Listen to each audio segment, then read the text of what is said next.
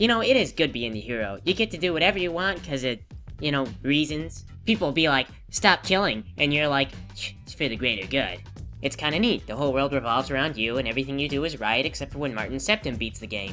Then you're really disappointed. But there's no shortage of parenting groups that'll tell you there's a thin line between being a hero and being a complete sociopath. See, everything you do is because of reasons. They don't even have to be good reasons. In Pony Fantasy VI, we don't even really get into the reasons why our government is better than their government. We just know that we gotta kill their government. Their government sucks, their leader is Gilda, of course we've gotta kill them. It's kinda just taken for granted, but the original game sorta did have this message. By the end of the original game, it was Kefka, the biggest sociopath of all, who kinda winds up on top of the pile. And everyone is worse off for it. It sucks, he sends everything into ruin. It's like if McDonald's won the food wars and then all you could eat was McDonald's. Everyone would get so fat and there would be no good food anymore, and so there's like kind of a little message there for you. The lesson is, although that competition is good, you gotta have some boundaries and some rules, or otherwise the biggest sociopath is the one who wins. And when he wins, the rest of us lose. It's why we don't have a completely free market, or we try not to have a completely free market. You want people to compete in a positive way. You want them to make the best products at the best prices, but you don't want them to abduct people from their homes and then hold them ransom until they buy the products. So, in summary, I guess you could say that ethics aren't really necessarily competitive, which is why people aren't always totally ethical. And the original game did have an applicable moral. Who says video games can't be artistic? If you disagree, I disagree with you! I mean, okay, yes, there's always a big company involved and they want a return on their investment, but whatever, that's some of them are artistic. Okay, let's get back to our game.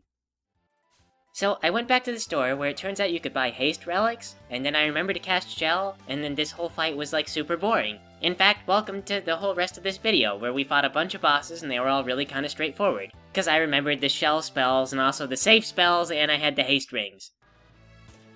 Well, Ramu did entrust them with his power. He exploded himself in front of me, and it was a mentally scarring experience. Gilda has grabbed our friends and is trying to drain them of their power. I too suffered my turn in one of those glass tubes. Well, I bet you got really pruny. They drained our powers, then they threw us away to die. We haven't long to live.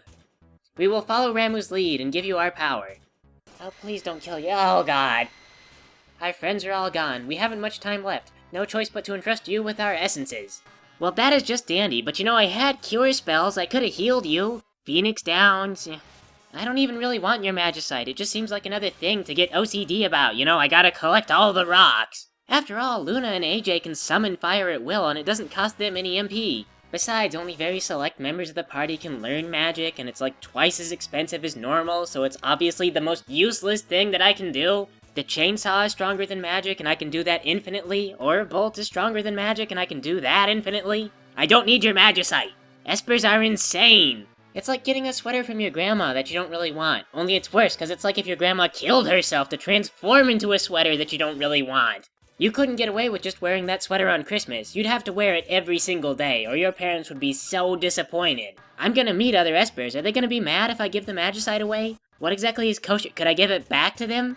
Magicite is basically dead bodies. I'm just carrying around dead Espers in my pocket. Do they have, like, burial rites? Should I keep magicite refrigerated? I mean, they just keep on killing themselves and handing off their corpses to me. What if, when they tell me, I'm sure you know what to do with this, they think that I'm gonna build a nest and then put the magicite there so they can hatch into a new Esper, and they also think that I know not to keep it near my ovaries because it'll make me sterile. Could I get a small list of do's and don'ts? Like, do not eat the magicite, do not grind the magicite up into powder and carry it around in a plastic sack, do not put it in your butt, it's gonna go there eventually.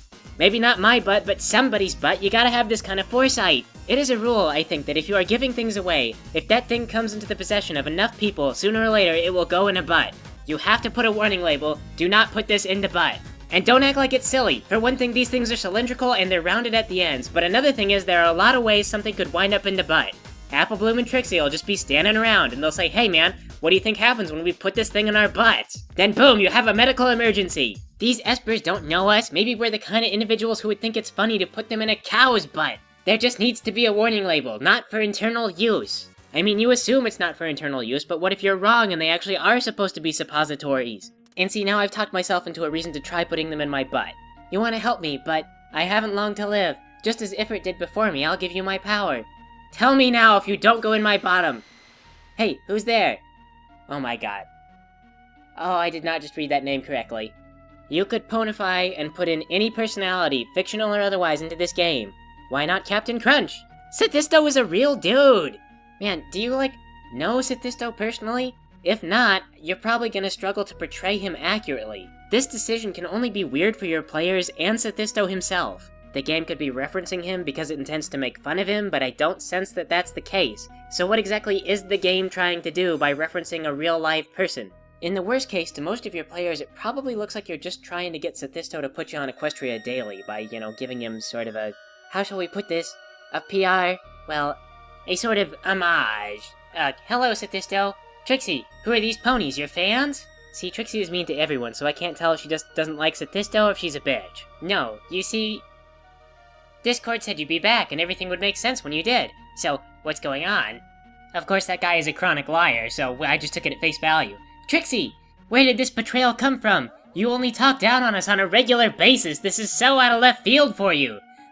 Never bothered to actually watch one of them die before.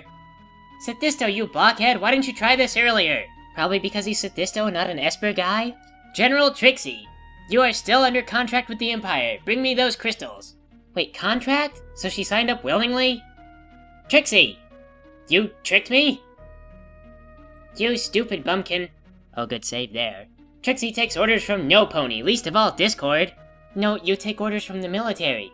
You're a general. I smell a double cross, we're trapped. Well, yeah, we walked into the enemy base with no real plan. Hee. She tricked you, morons. It's in her nature, after all. Yeah, she's a total bitch. That's kind of her nature. Ugh, Trixie does not have to resort to such trickery. It's called being a bitch, it's not a trick. I think you're a bitch. Just say it. Trixie is a bitch. No one likes her. She's a terrible character. Come on, just say it. We're all thinking it. You don't have to hide it. Now! Exterminate all of them. Thanks for nothing, Trixie. We all knew this. I don't know why we expected anything different from you. The saddest part is that you just sit around. You shut up, Trixie! Trixie, you are so stupid. Yeah, sure, fine. You're gonna save all of us, but you know what it's for? It's for you. It's so that your self-image is still good. That's all you care about. Trixie, what are you doing? Stop it. She's making us look like idiots by doing the opposite of what we expected of her. Here she goes. Upstaging us. Proving that she's better than we think she is. If we hadn't talked down on her, she probably never would have saved us. She would have just laughed and laughed and laughed over our bloody, broken corpses. Ha ha ha ha ha, she would say. The great and powerful Trixie isn't slain at my feet. Some of you guys keep telling me to lay off of Trixie a little bit, but you know what? She is not a redeemable character. She might be in the extended universe that the fandom has invented, but in the actual show, she is a dumb character with no purpose but to be dumb and annoying and to get in everybody's way. This is a disaster. Your fighting has caused the servers to crash. What are you talking about, game? Damn it! This is unacceptable. Sithisto is in the game, and just the servers, and then how am I supposed to feel about any of this? What emotions are you trying to create other than rage? I can't believe how out of control this has become. Me either. I mean, we threw away a pivotal part of the game for a Sithisto cameo.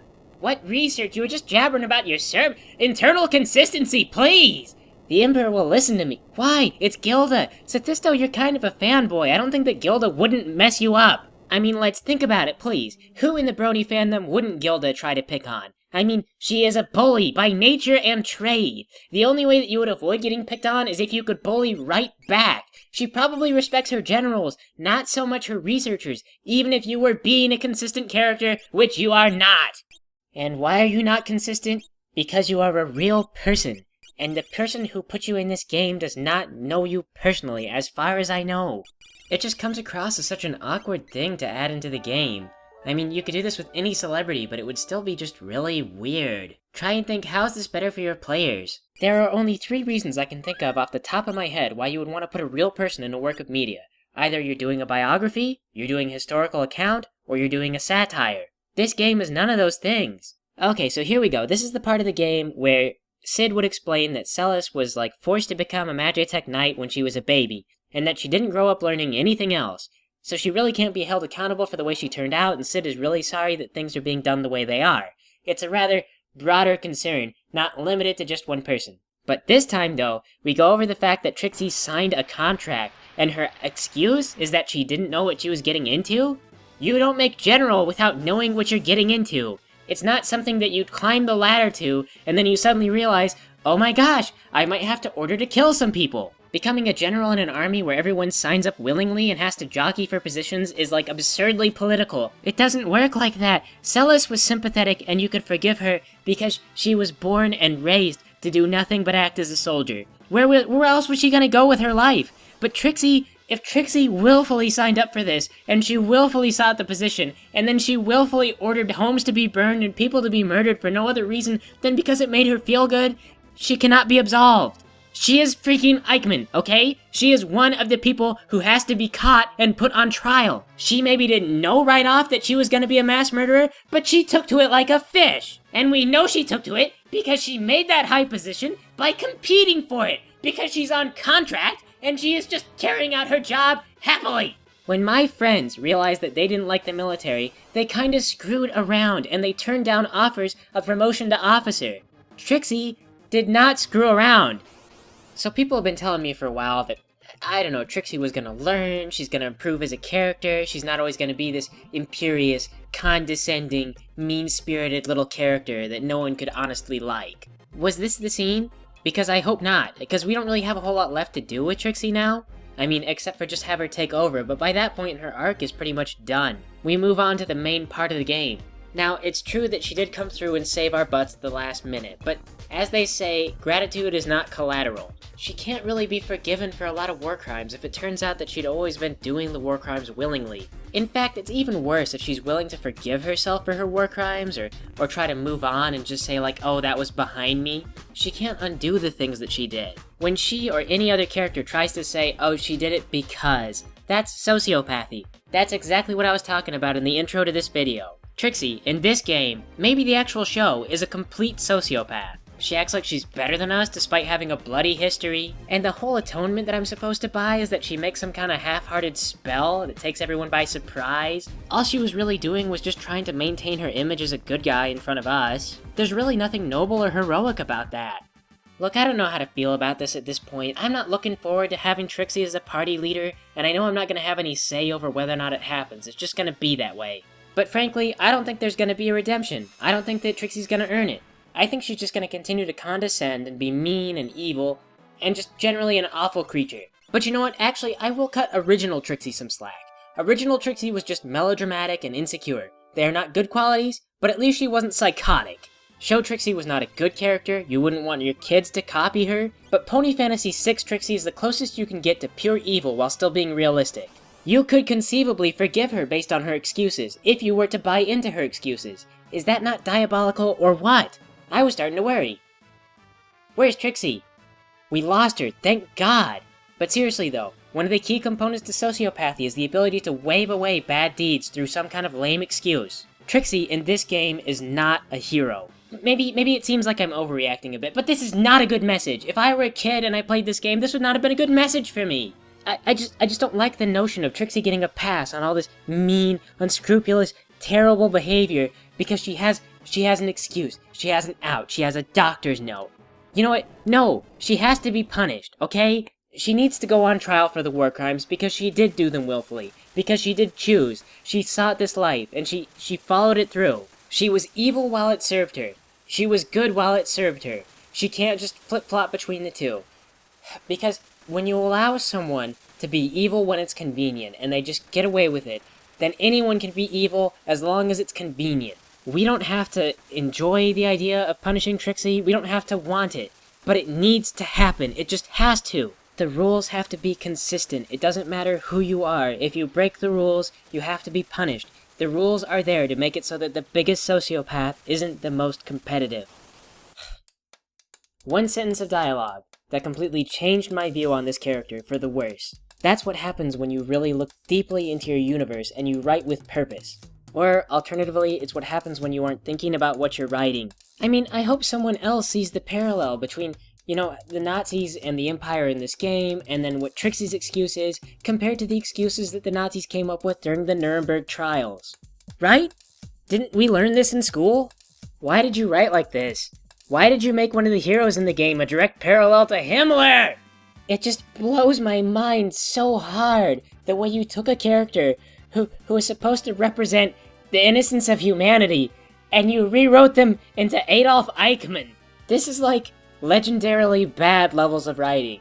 Like, you were cheesy before, but you have crossed into a territory that is beyond belief. I just keep thinking that maybe El Santo is gonna show up with a flamethrower at any moment now. But of course El Santo was in the 50s, so at least back then, they would have made the logical parallel between the Nazi-like regime with the leaders in it who claimed they were only following orders. Come on, please put 2 and 2 together. I just think that if this game ever gets redone, and re-released, that maybe that whole dialogue with Satisto, that should be rewritten. Oh, so, yeah, using the safe and shell spells along with the haste thing pretty much made all the boss battles a breeze. I'm probably safe for a good while. The writing, on the other hand, there are not items I can purchase to save my butt.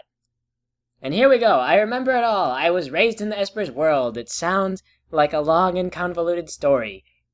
I sure hope that it goes somewhere a little bit more savorable than where we are currently at. Let's look at the monsters. There was a spaceship, these little Slimer guys, some balls on chains, so Vulture got lost in the facility, and horrible man rhinos.